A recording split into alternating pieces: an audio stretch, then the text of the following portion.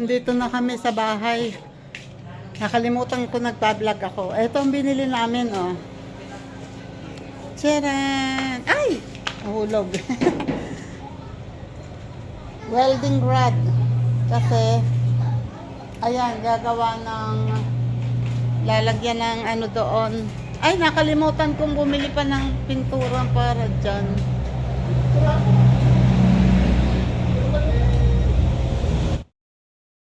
Yun ang sinasabi ko. Yan o, yung bakal na nakaano dun sa labas. Sa harap. Puro kalawang. Ayun na, ayun na. Yan, lalagyan niya ng bakal dito. Patitibayin niya rito para pagpapatasan ng kahoy. Para itong lugar na to ma-parkingan pa din ng e-bike at saka ng tricycle.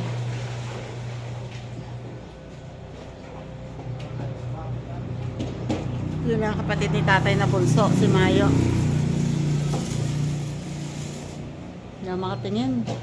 May ano ka ba? Bakit okay na ba yung ano? Ay protection mo?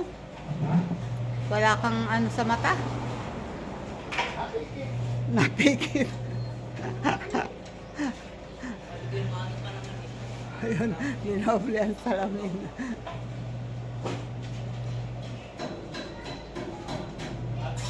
Yun. Buti na lang marunong siya mag-welding. At si Aan, bakit kinabit na agad? Hindi pa ito na gaganunan.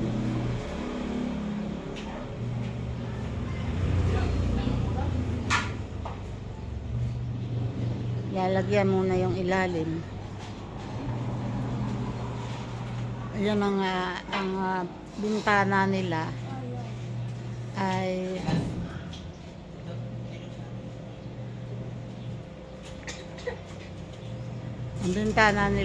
lumang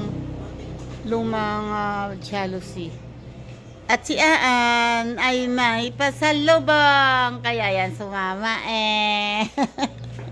Sama yan sa bayan. Meron pa palang 3 sakong anong tawag dyan? Uling.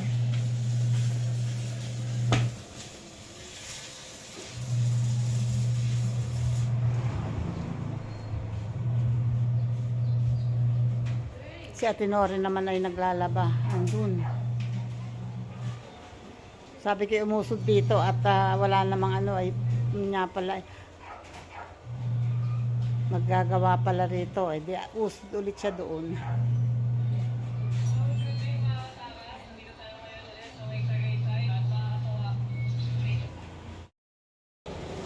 Yan o.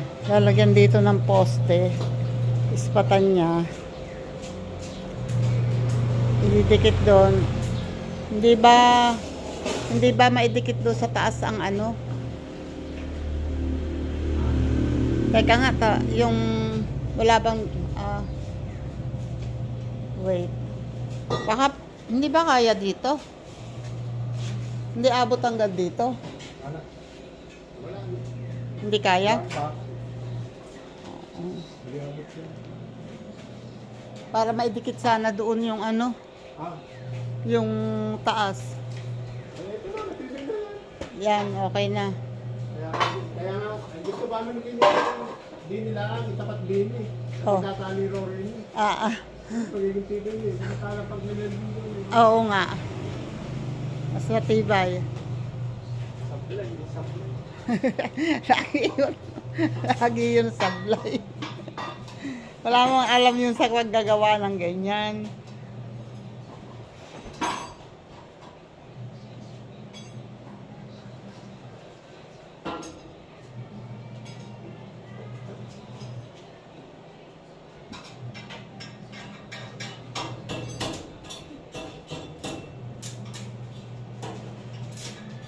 Atras mo ng kaunti pa kanluran yung hawak mo. Baka,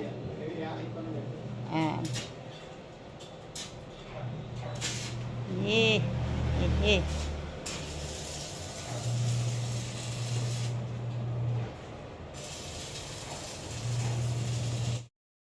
Yun oh. Meron na, naspata na. And then,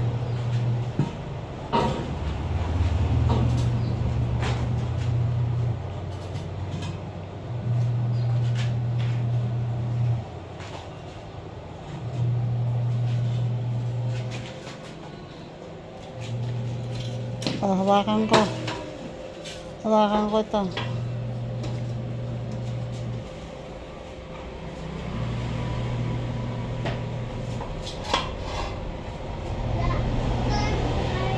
Huwag kang malikot dyan. Baka ano, may mainit dyan.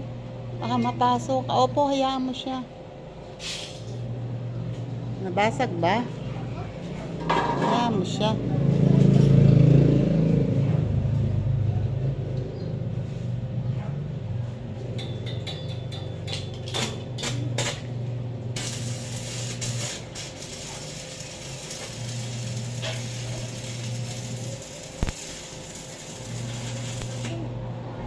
May asok.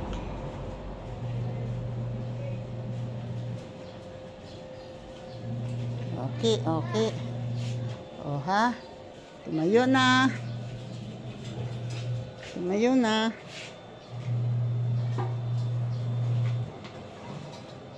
Level, level.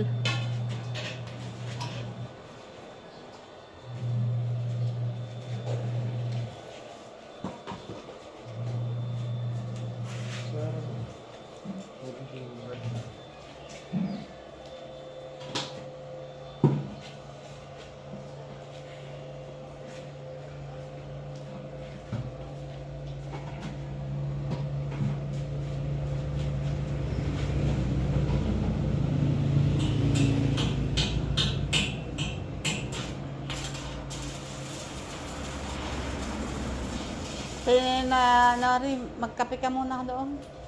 May tinapay.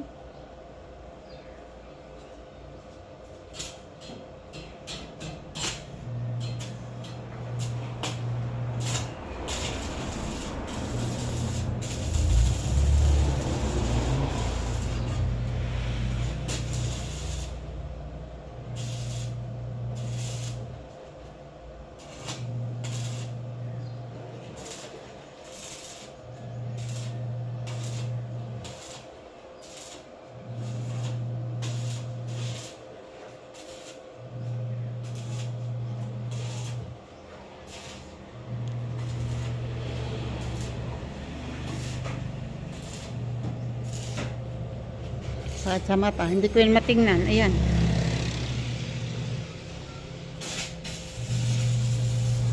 Kape ka muna, Tinori. Okay na yun, matibay na yun. So, dito naman siya. Ngayon,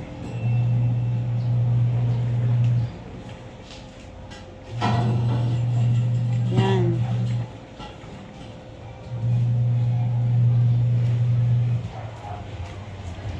Wait ha. Ako ay mag-a-assist muna. At mahirap din naman gumawa ng walang naghahawak.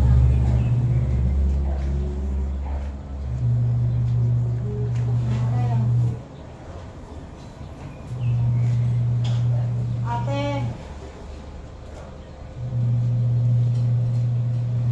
Ay, teka.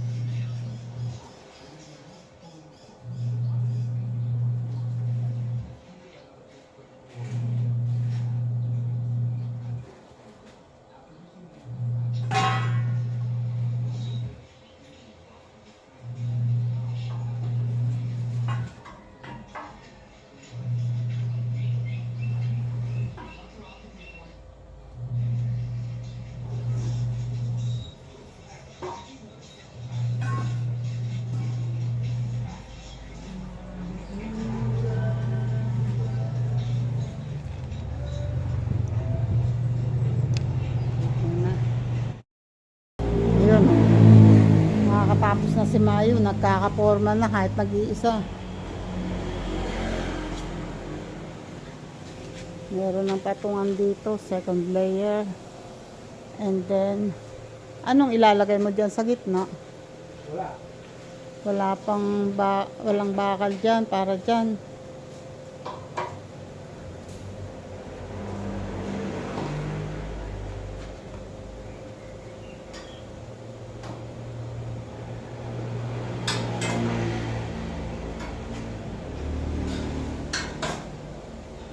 Kung wala na, itong palang gagawing brace, pwede na yan.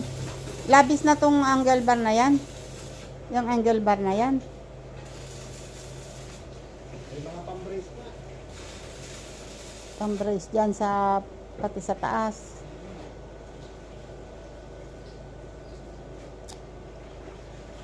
Walang pusti. Ang poste yun. Mga harang yan. Mabuti kung mahaba lahat ang ano.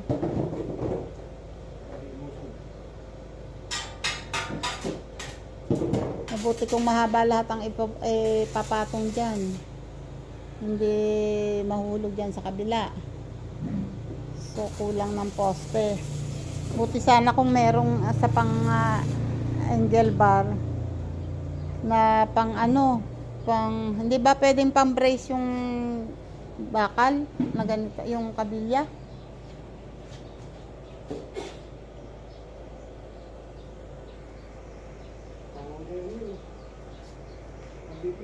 Yung kabilya.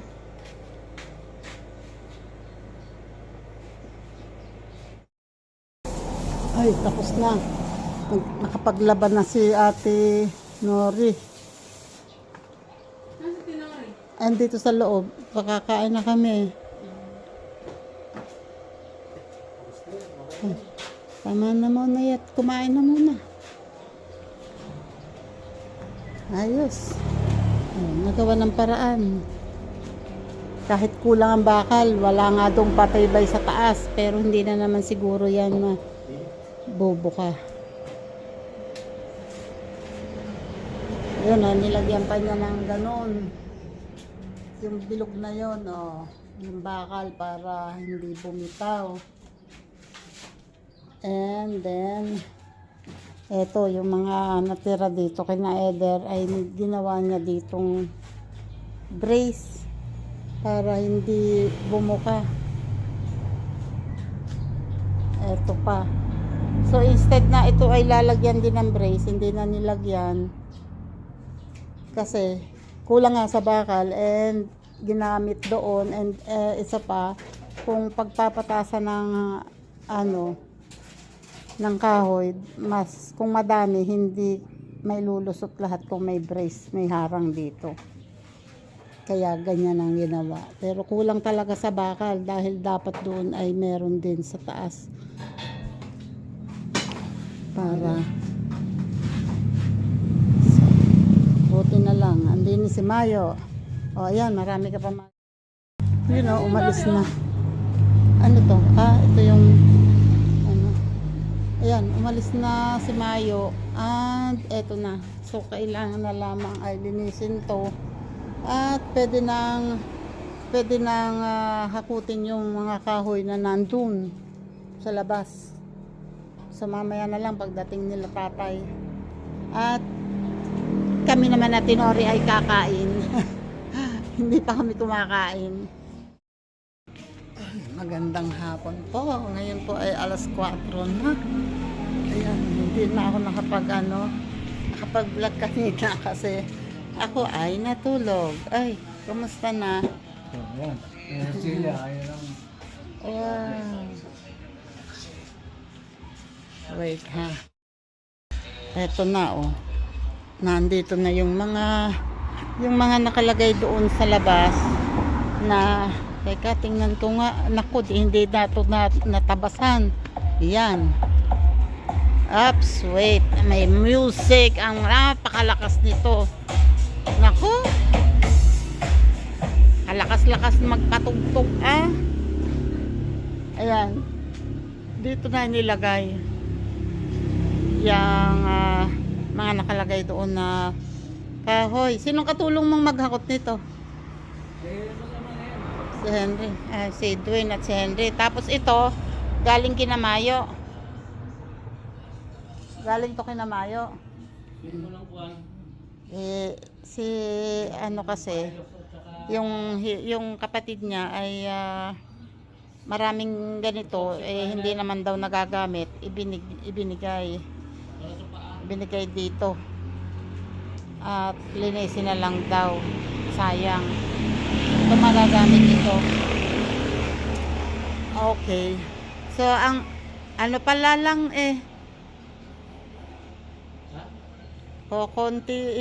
kulang pa pala ng isang layer, ano? Magkakapatong-patong dito yung iba-ibang size. Masyadong dadami. Ayan, at least dito,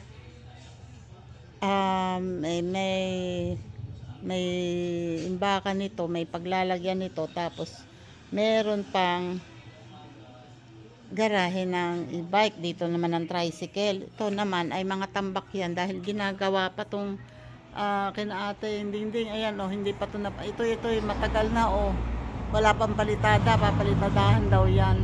Ayan, kaya meron dyang semento. So ginagamit pa dyan itong mga ito.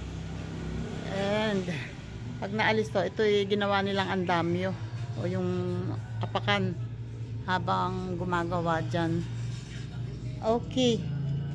So kahit papano umuusad unti-unti. Okay. Salamat po sa lahat. Thank you. Yan lang ang vlog ko ngayong araw kasi ako hindi na nakasama sa kubo. Si tatay ang pumunta doon. Ang sabi niya sa akin ay ayun, sumunod din si Henry doon ng mag-ama. Ang sabi niya sa akin ay inilipat na daw nila yung mga tabla doon sa kabilang side. Gawa ng pag gumawa ng kalsada doon, madadaanan yung pinag-iimbakan ng tabla, pinagpatungan nila. Kaya inilipat nila. Okay, and salamat po ulit. Pasensya na kayo, ako'y bagong bangon. Actually, nakatulog ako ng kaunti, pero sandali lang. Kasi hindi ako nakakatulog talaga ng matagal sa tanghali. Okay, salamat po sa inyong lahat. Pasensya na kayo sa itsura ko. Hulas. Bye-bye po. Salamat po, Sir Jersoy TV. Thank you, and sa lahat, salamat po. Ang daming dalat ng aming lamesa. Bye-bye.